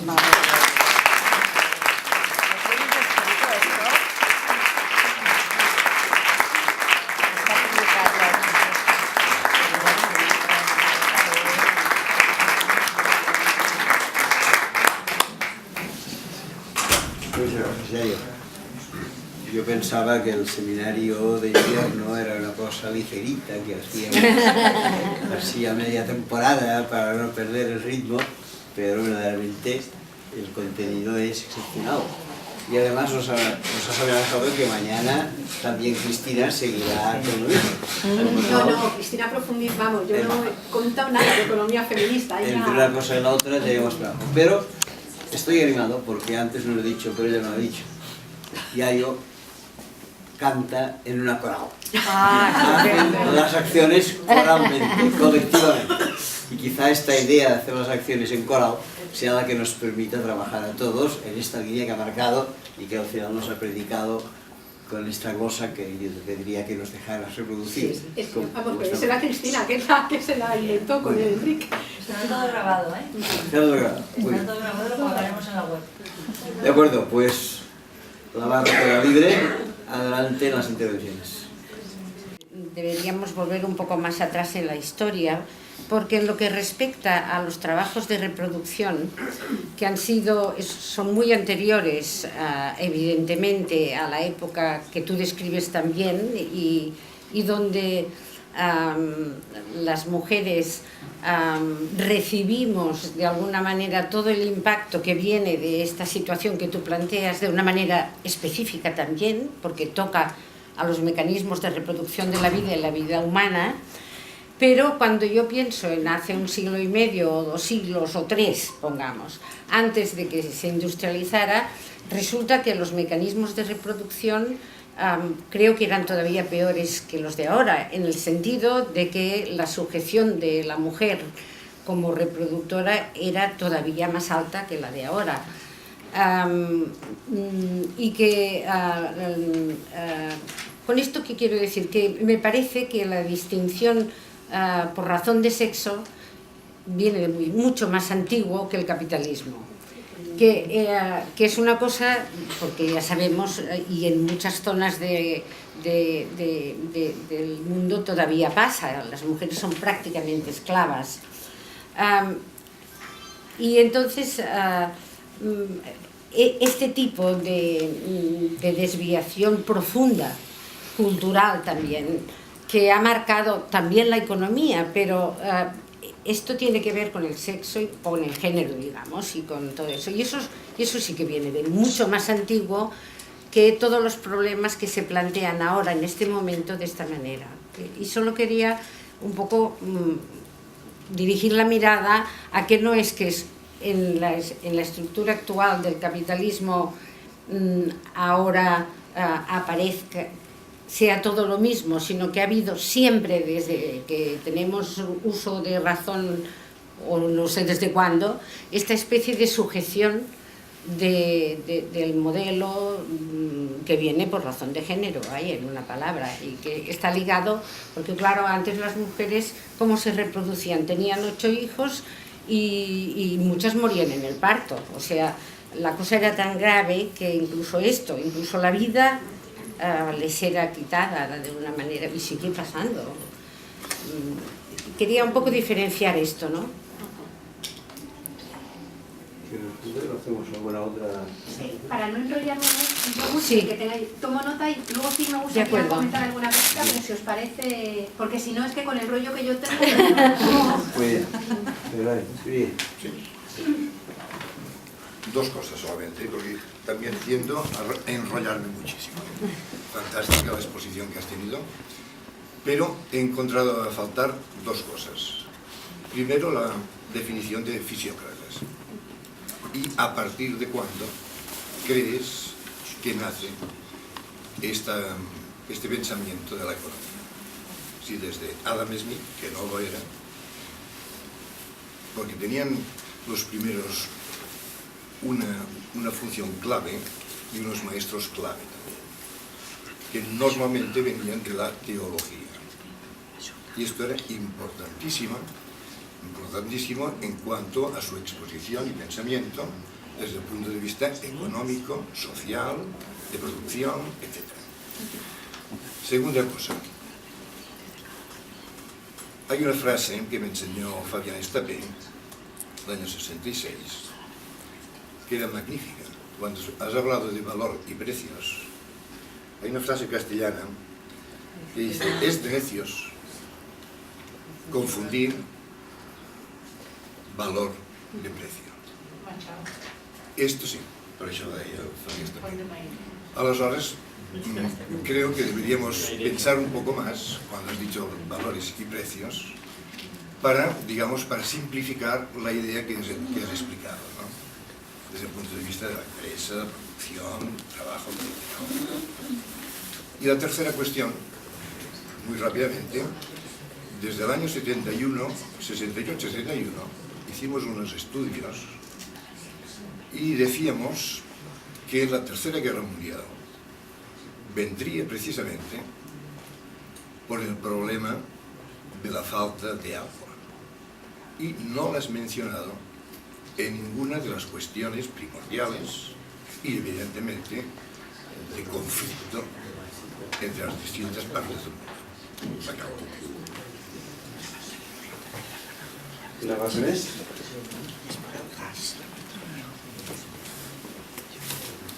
No hi ha més intervencions? Si quieres el momento de explicarlo y empezando igual. A ver, es evidente que el patriarcado es muy anterior al capitalismo, ¿no? Es decir, yo he centrado la exposición, como era el tema de la economía, la he centrado más en el campo del análisis económico y sobre todo tratando de tirar hacia el momento actual, ¿no? Yo, creo que lo que sí, bueno, evidentemente, además dentro de esa cultura patriarcal nos encontramos ya en sus inicios, casi en las raíces clásicas, en Platón, en esa separación que realiza entre cultura y naturaleza, esa separación tan estanca, que obviamente la separación cultura-naturaleza lo que hace es separar y materializar, digamos, dicho de un modo peyorativo, la propia naturaleza, naturalizar también a las personas que se ocupan de una forma más directa de la inserción con la naturaleza y de la mediación con la naturaleza, como era el caso de las mujeres, incluso también al otro en los procesos coloniales posteriores, ¿no? a esa persona de los pueblos originarios que fue el sujeto sometido de los procesos coloniales, que también es un ser considerado cerca de la animalidad, ¿no? Es decir, que esa triple dominación evidentemente es muy anterior al nacimiento del propio capitalismo, ¿no? Yo sé que diría que, sin que sea generalizado, pero es muy curioso, por ejemplo, la antropología de la familia, los trabajos sobre todo de Martín Segalen, ¿no? Que yo creo que son de los más interesantes que hay, sí que muestran cómo en las sociedades preindustriales, existiendo una nítida división sexual del trabajo y siendo las tareas que hoy llamaríamos reproductivas asumidas en mayor medida por las mujeres, sin embargo, las tareas no estaban ni tan subvaloradas ni eran tan despreciadas como en el momento actual. Es decir, que eran tareas que estando asignadas obviamente a las mujeres y por supuesto en una sociedad patriarcal y sometida, pero digamos que las tareas asociadas a lo doméstico se han depreciado aún más con el nacimiento del capitalismo, ¿no? Esto yo creo que la antropología, sobre todo los trabajos de Segalen, yo creo que lo muestran bastante bien dentro del ámbito de la sociedad europea, que es lo que ella trabaja. Es decir, obviamente la variabilidad que puede haber en otras culturas es enorme, ¿no? Y luego yo creo que también es muy interesante, cada vez que se habla de una época como una época oscura, conviene preguntarse desde el punto de vista de quién, ¿no? Sí. Y son muy interesantes los trabajos, por ejemplo, de algunas feministas medievalistas, de historiadoras, cuando hablan, y lo recoge también bastante bien Silvia Federici, ¿no? Cuando hablan de cómo también en las sociedades preindustriales, sin decir que se habían llegado a sociedades ni muchísimo menos igualitarias ni idealizarlas, se fueron consiguiendo ciertas cotas de poder por parte de las mujeres, asociadas en buena medida al control, digamos, de la reproducción y de su propio cuerpo, ¿no? Que en cierta medida llevaron, por ejemplo, a que fruto de las pestes negras y de cómo había quedado diezmada la población y de la falta de deseo de las mujeres de procrear para que se les murieran los hijos de peste, pues llegaron a diezmar la población de una forma impresionante y que tiene mucho que ver con el origen pues, de la quema de brujas que se produce en la Edad Media y también con el sometimiento y la demonización de aquellas brujas que controlaban mucho de técnicas abortivas, de prácticas de contracepción, ¿no? Y que fueron directamente criminalizadas. Es muy interesante el trabajo de Silvia Federici, porque dice que aquella criminalización y la quema de brujas, que curiosamente se produce al final de la Edad Media y no al principio, por tribunales civiles y acompañando el nacimiento de la ciencia moderna y de los primeros pasos de la civilización industrial, es decir, como control del cuerpo de las mujeres, esos procesos de dominación se vuelven a reproducir cuando vuelve a haber nuevos procesos de acumulación originaria, tal y como lo relata David Harvey, ¿no? Es decir, por ejemplo, en los procesos de acumulación originaria que se dan en los pueblos de la periferia, en África, o en algunos momentos en los que hay que volver a hacer acumulación originaria, ¿no? Es decir, en ese sentido, vamos, estoy completamente de acuerdo con lo que has planteado y desde luego yo creo que a veces incluso podríamos ver el capitalismo casi como una especificidad y una profundización del patriarcado, en lo que tiene que ver con la noción de trabajo y con la noción de de naturaleza, igual que en ese sentido también la usurpación, digamos, o la incautación de cantidad de horas de trabajo de mujeres en los hogares para ponerlas al servicio del crecimiento económico, también es una especificidad de la lucha de clases, porque digamos que dentro de los hogares se genera una especie de plusvalía en forma de tiempo social que es apropiada por muchos hombres y algunas mujeres para hacer crecer la economía, ¿no? Entonces, en ese sentido, bien. Y en cuanto a las observaciones que tú hacías, desde luego el nacimiento, la fisiocracia nace fundamentalmente en el siglo XVIII, finales del XVII-XVIII, y desde luego el planteamiento teológico tiene muchísimo que ver con la concepción económica que tenemos. Yo creo que un libro que lo refleja muy bien es el trabajo de Weber, es decir, todo el tema del protestantismo dentro del nacimiento del capitalismo.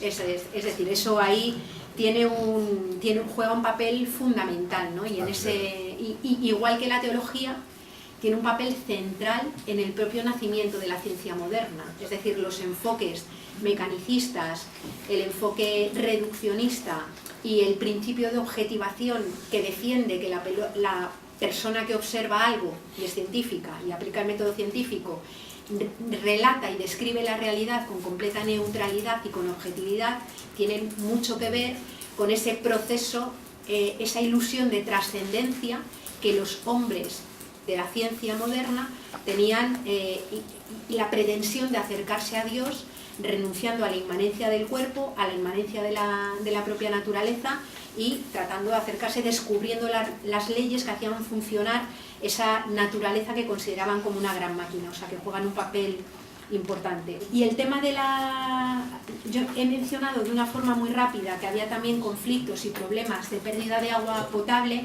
Efectivamente, el conflicto por el agua, el conflicto por las fuentes energéticas, el conflicto por la tierra fértil, es decir, se está dando un proceso económico de acaparación de tierras brutal. Por ejemplo, los chinos han comprado cantidades ingentes de tierras en África, ¿no? Sí, han comprado muchísimo. Es decir, que todos esos procesos entran dentro de esa lógica contra la vida, ¿no? Yo no sé si leísteis hace poquito, es un libro, salió un artículo en el periódico, pero es un libro interesantísimo, el último que ha escrito Saskia Sassen, ¿no? Se llama Expulsiones, el libro, magnífico. O sea, a mí es una tipa que la verdad que tiene, a mí me encanta, ¿no? Pero ella lo que viene a plantear en este libro es que cuando se construyó la sociedad del bienestar en Europa, que no nos podemos olvidar que el estado del bienestar es una especificidad que ha durado un pestañeo de ojos en la historia de la humanidad, ¿no? En Europa, ¿no?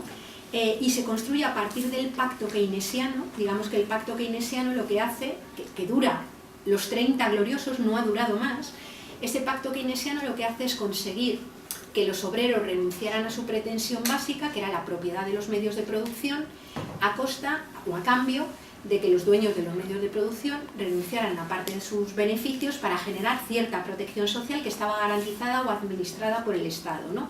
Teniendo en cuenta la división sexual del trabajo que escondía la reproducción cotidiana de la vida en los hogares.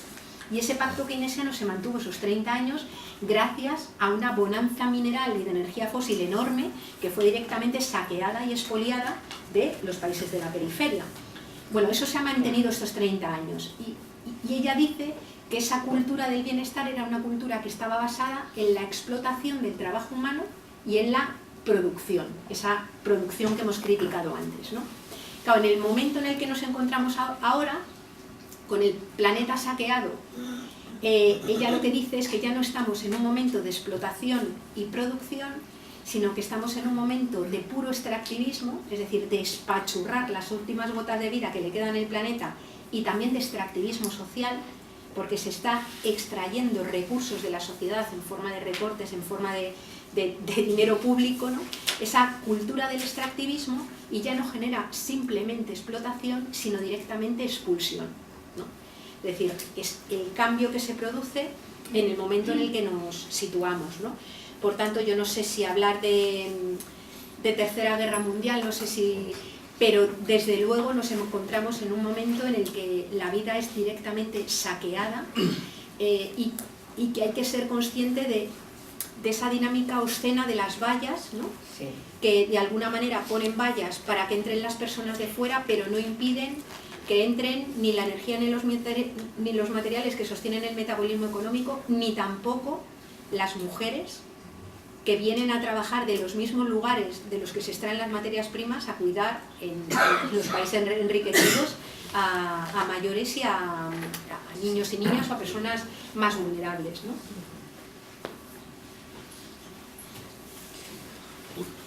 Hi ha alguna cosa més? Si no, en Xavier Però muy pequeño.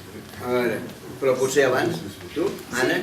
Sí, yo quería preguntarte si podías hablar un poco más de qué mecanismos imaginas para esta socialización de los medios de producción de la cual has hablado y también de cómo enfocarías este debate sobre la propiedad. Si podías hablar un poco más de esto.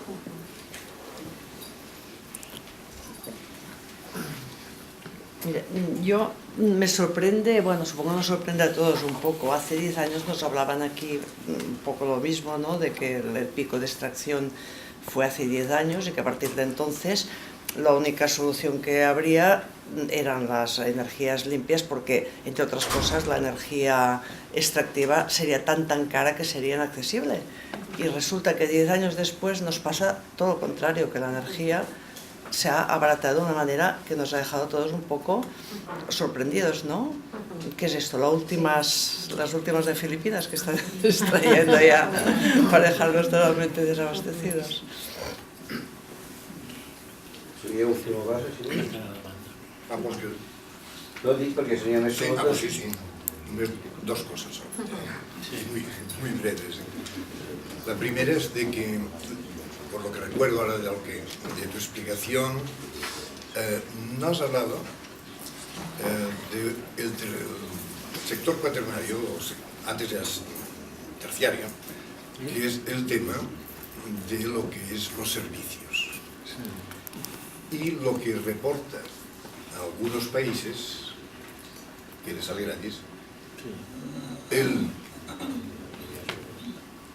interiorizar el dinero que les viene prácticamente gratis del turismo. No se ha hablado de este tema. O sea, los servicios para los propios países que entran en el PIB. Y la otra cuestión, ¿no?, era que sepamos, más o menos por lo que hemos estudiado y leído, que China tiene gran parte de los capitales de las grandes empresas estadounidenses y multinacionales. Las dos principales riquezas que tienen en tesoro público es China, que lo tiene en efectivo y en oro, y también la Reserva Federal de los Estados Unidos, igual que Rusia. Y la otra cuestión, digamos, acabo, sepamos que China ya tiene inversiones prácticamente en Sudamérica, que es una cuarta parte del valor y del dinero, de las economías de Sudamérica, especialmente en Bolivia. Prácticamente todo el litio, que es el que tiene Bolivia, después de la sal, que es lo más extenso del mundo, pues ya está prácticamente comprado, se está haciendo los últimos pactos para China. Bueno, el tema del turismo tiene telita marinera y sería para hablar, vamos, una hora entera sobre el tema del turismo en el plano y las repercusiones que tiene ecológicas, económicas y sobre todo culturales, ¿no? Es decir, que es tremendo, ¿no? Pero bueno, a ver, el tema con respecto a los temas de socialización y de propiedad, yo creo que necesitamos, vamos, como el comer, abrir un debate sobre lo público, sobre lo que consideramos que es público y cómo funciona lo público. Yo ahora estoy súper sensibilizada porque tengo cerquita, o sea, yo sigo formando parte de los movimientos sociales y no estoy en ningún partido político, pero me parece que nos pasa igual que a todos nosotros y nosotras, que a raíz de las candidaturas municipalistas tenemos cerca a gente que sí que ha llegado a la institución, ¿no? Y me parece que hay que darle una vuelta a ese tema impresionante. O sea, cuando llega gente a la institución y es un agujero negro en el que todos son obstáculos, en el que prácticamente no puedes hacer nada, en el que te han dejado atadas las cosas, es decir, que la lógica neoliberal ha penetrado de tal manera la propia institución y se ha plasmado en forma de procedimientos, en forma de leyes, en forma de colocación y en forma de la propia ley de la función pública y de la estructura funcionarial. Yo creo que hay que darle una vuelta muy importante. O sea, yo me acuerdo, no sé si tú la conoces, Cristina, Laura Gómez, la que fue directora de Igualdad de la Diputación de Guipúzcoa. Esta chica, bueno, esta es una joya, es una chavala, estuvo de directora de Igualdad con el gobierno de EH Bildu y han perdido las últimas elecciones y entonces ya no es directora. Y ha hecho para mí los mejores trabajos en temas de dependencia que yo he visto en todo el Estado, vamos, de cómo tratar el asunto del trabajo de dependencia en el interior de los hogares, combinándolo con servicios públicos y tal. Y esta, por ejemplo, contaba cómo cuando llegó a la Diputación de Guipúzcoa, pues claro, querían cambiar la orientación de los presupuestos, que estaban muy orientados a un desarrollo bastante depredador, muy volcado en el ladrillo y todas estas historias, y volcar los recursos para centrarlos mucho más en el cuidado de la vida y en la cuestión de los servicios sociales, ¿no? Entonces, ¿dónde se encontró los problemas? En la institución, pues se los encontró en los propios sindicatos de la Biela, ¿no? Porque claro, para poder cambiar la orientación del presupuesto, había contratados un montón de arquitectos, de peritos y tal, que se tenían que ir a la calle si tú querías reorientar el dinero, que es finito, a otro tipo de cosas, ¿no? Esto se lo están encontrando, por ejemplo, los mayores escollos que está habiendo para dar marcha atrás a las privatizaciones que ha habido, por ejemplo, en el Ayuntamiento de Madrid, los están planteando los sindicatos. Es decir, que te encuentras con que de repente los sindicatos te ponen, te montan el superpollo si tú pretendes de alguna manera volver a remunicipalizar algunos servicios, ¿no? Y yo creo que eso requiere que sobre todo la gente que se encuentra cómoda debajo de las etiquetas de la izquierda o procesos emancipadores, le demos una buena vuelta a ese tema de la función pública, ¿no? Y de lo que llamamos socializar quiero decir, a lo que me refiero es a que la mera titularidad estatal no te asegura para nada que algo esté ni socializado ni esté gestionado en orientación al interés general. De hecho, quien ha privatizado y quien ha de alguna manera posibilitado todo este proceso de regulación ha sido la propia institución. Es decir, ha sido lo público que va de la mano, cuando no es lo mismo, que ese poder económico que funciona. Entonces yo creo que necesitamos abrir ese debate, y ese debate es muy difícil abrirlo en la izquierda porque cuando lo pretendes abrir te dicen que estás en contra de lo público. O sea, se cierra ante la defensa que tenemos que hacer todos de los servicios públicos. No puedes criticar la propia esencia del servicio público porque directamente parece que lo que estás haciendo es alentar o promover las privatizaciones, ¿no? A mí me resultó muy curioso, por ejemplo, leer cómo se gestionan los diques de Holanda. En la zona, Holanda tiene grandes partes habitadas que están por debajo del nivel del mar. Entonces los diques que sujetan el agua del mar, os podéis imaginar que es una cuestión nacional, vamos, hipersensible, porque si los diques no están bien mantenidos, directamente la gente se ahoga, ¿no? Bueno, pues la gestión de los diques, por ejemplo, en Holanda es curiosísima.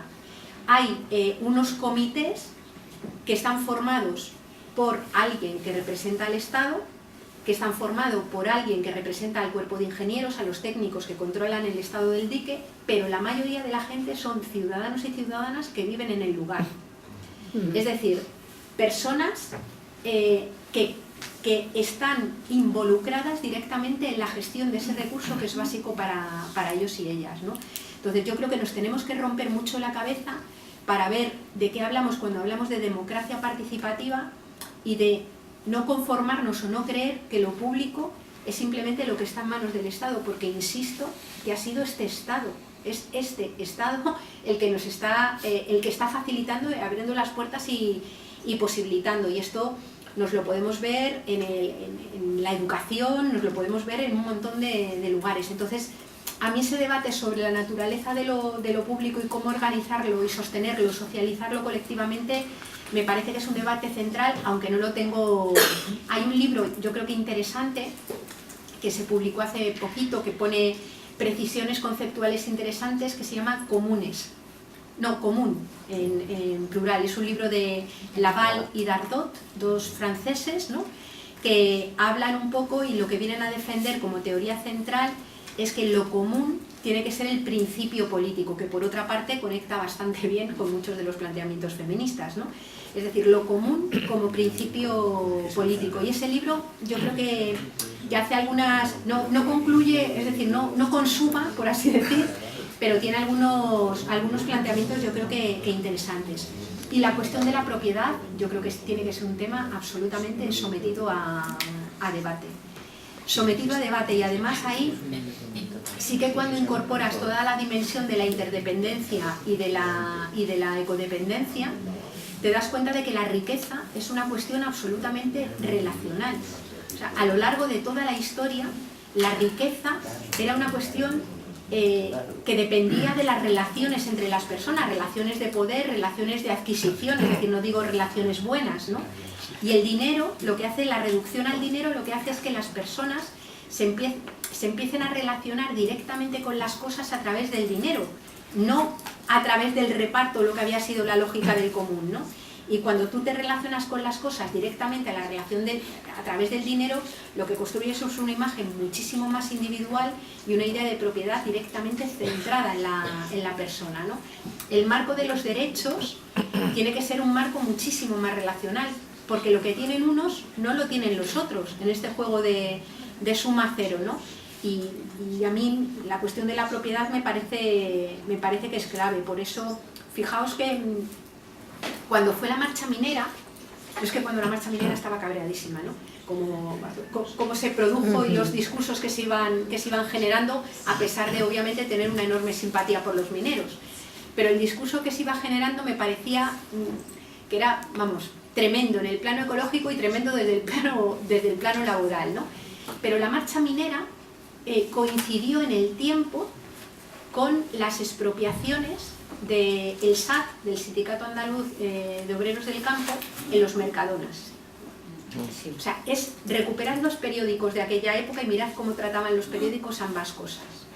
O sea, los periódicos, fijaos que los mineros, vamos, que yo en eso sí que, a mí eso sí que me encantó verlo, hicieron saltar a los guardias civiles por los campos porque les tiraban de todo y vamos, salían los guardias civiles que salían corriendo como... O sea, que atacaron a los guardias civiles, fueron violentos con ellos y tal. Y sin embargo, toda esa épica de la mina rezumaba en los periódicos, ¿no? No era un movimiento, no fue el ataque de la derecha cavernícola a la movilización de los mineros. A la vez, sin embargo, la del SAT fue un ataque brutal, hasta por los periódicos que se dicen más progresistas, es decir, El País machacó, les llamaba ladrones, sinvergüenzas, criminalizó, fue ignorante, o sea, les llamaba ignorantes, ¿no? Y desde mi punto de vista, el análisis que yo hacía es que una de las movilizaciones cuestionaba el papel sagrado de la propiedad por la vía de decir, bueno, cuando una persona tiene hambre, es razonable y legítimo, cuando además ha sido desposeída, que entre en una gran superficie y robe comida y la saque. Ellos además hablaban de expropiaciones, ¿no? Y además es que yo tengo una abuela que para mí es un termómetro muy grande porque es una señora de derechas de toda la vida y mi abuela entendía perfectamente la movilización del SAT. Dice, hombre, es que si tú tienes hambre y tus hijos no pueden comer y además no te permiten ni rebuscar la aceituna y además estar en paro y además te tienen machacado, pues entras y sacas la comida donde sea. Es decir, esa legitimidad de quitarle lo que le sobra a quien le sobra cuando alguien no tiene, ¿no? Esa legitimidad que es algo muy visceral y que está muy dentro, ¿no? Mientras que la movilización de los mineros para nada atacaba la legitimidad vigente. O sea, reclamaba dinero del Estado para que se lo dieran al patrono, para que pudiera pagar a los obreros. No iba para nada en contra de uno de los tótem, de uno de los pilares que permite sostener este modelo, que es la propiedad, ¿no? Entonces a mí me parece y es un debate bien complejo, ¿eh? O O sea, a mí por decir esto hace poco en una universidad, bueno, me puso un señor a caldo y me dijo que ojalá tuviera mi casa ocupada cuando volviera a Madrid, y bueno, me deseó todo tipo de cosas horrorosísimas, ¿no? Pero yo creo que hay que hacerlo, ¿no? Y que este debate hay que abrirlo. Y luego lo de los precios del petróleo. A ver, yo creo que, bueno, algunos compañeros y compañeras, a veces el tema de ponerle fechas a las cosas y decir a partir de no sé cuantitos, yo creo que vamos aprendiendo que conviene no hacerlo porque los procesos son complejos y suben y bajan, ¿no? En cualquier caso, aunque ahora mismo el petróleo está mucho más barato que en el año, por ejemplo, 2013 y en el año 2010, está muchísimo más caro que en el año 2004. Es decir, que la tendencia, cuando tú vas viendo las curvas, son crecientes incluso en este momento de bajón. Pero, ¿por qué ha bajado ahora, no? Pues la bajada de los precios del petróleo en el momento actual, en pleno declive y en pleno pico del petróleo, están teniendo como tres causas que se concatenan, ¿no? La primera de ellas es una bajada generalizada de la demanda. Ha hecho bajar enormemente la demanda. Quien más consumidor a nivel de producción industrial era de petróleo era China, que es la gran fábrica del mundo, y la economía china ha pegado una bajada bastante importante y frente a niveles de riqueza, o sea, a niveles de crecimiento de PIB de casi 2 dígitos, hace apenas 5 o 6 años, ahora mismo está en niveles de crecimiento económico muchísimo más bajitos, ha bajado la demanda. Pero es que además se produjo otro tema que tenía que ver con la subida del precio del petróleo. Cuando el precio del petróleo se puso tan altísimo, claro, la economía empezó a sufrir también una recesión importante y entonces se puso en marcha lo que fue toda la explosión del fracking en Estados Unidos. El fracking, que es esa técnica extractiva que hablábamos antes, es una técnica que solamente es rentable económicamente, energéticamente no es rentable nunca, pero económicamente es rentable cuando los precios del petróleo están por encima de 75, 80 dólares el barril, ¿no? Entonces, cuando llegó ese momento, merecía la pena sacar fracking. Y en aquel momento, o sea, sacar gas de esquisto por la vía del fracking. Y en ese momento se empezó a extraer muchísimo y se crearon un montonazo de empresas, no demasiado grandes, energéticas, que empezaron a instalarse allí en Estados Unidos y también luego en el resto de Europa para extraer gas de esquisto por la vía del fracking. Poner de repente a disposición de los mercados gas sacado de también por la propia ley de oferta y la demanda, contribuyó a que bajaran los precios además de la oferta, ¿no? Además de que hubiera disminuido la demanda. A esto se le mezcla pues que los costes monetarios de extracción de petróleo en los distintos yacimientos son diferentes. Por ejemplo, ahora mismo extraer un barril de petróleo en Arabia Saudí cuesta aproximadamente 20 o 25 dólares, es decir, que todavía el precio de petróleo actual les compensa en ganar si siguen extrayendo, ¿no? Pero, por ejemplo, extraer petróleo, los costes de extracción de petróleo en Venezuela o en Bolivia son mucho más altos, es decir, les cuesta a lo mejor extraer el barril de petróleo entre 45 y 70 dólares, con lo cual depende de dónde esté el complejo extractivo, ¿no? Con lo cual, a quien sí les está, pero fundiendo completamente es a la economía boliviana, a la economía ecuatoriana o a la economía venezolana, cosa que Arabia Saudí y Kuwait están, junto con sus aliados de Estados Unidos, están aprovechando de forma clara que a ellos no dejan de extraer para que no vuelvan a subir de nuevo los precios, ¿no? Y el tercer elemento, junto con el tema de los costes de extracción y el tema de la bajada de la demanda, tiene que ver con procesos meramente especulativos, ¿no? Ahora mismo, primero hay una burbuja brutal que se ha creado con las industrias energéticas, fundamentalmente la de Estados Unidos del fracking, porque se montaron muchas empresas de extracción de fracking que han pedido mogollón de préstamos a la banca y que ahora mismo están quebrando todas por el propio precio del petróleo. Es decir, que podemos encontrarnos con la explosión de una nueva burbuja económica y una recesión brutal fruto de esas inversiones en fracking, ¿no? Y por otro lado, ahora mismo hay un proceso especulativo en mercados de futuros impresionantes. Es decir, que se está especulando de forma creciente con la bajada de los precios de petróleo también en los mercados, y hay mucha gente que está sacando tajada y haciendo crecer la burbuja, ¿no? Es decir, ¿qué es lo que puede suceder? Pues que o exploten las burbujas, o en un momento determinado, en cuanto haya la más mínima posibilidad de volver a regenerar un poquito de crecimiento en algún lugar, la demanda crezca y por tanto vuelvan a subir los precios, ¿no? Y nos encontramos con esa situación tan típica del capitalismo, de que si el precio está alto es un desastre, y si el precio está bajo es un desastre. Y ahora mismo los seres que tienen casi todas las empresas energéticas que están endeudadísimas son brutales, están quebrando todas. Repsol, Exxon, Mobiexail, Lasel, están, vamos, despidiendo, pero miles y miles y miles de trabajadores. Por ahí va un poco la cosa. Muy bien, una clase magistral de economía, de ecología, de feminismo.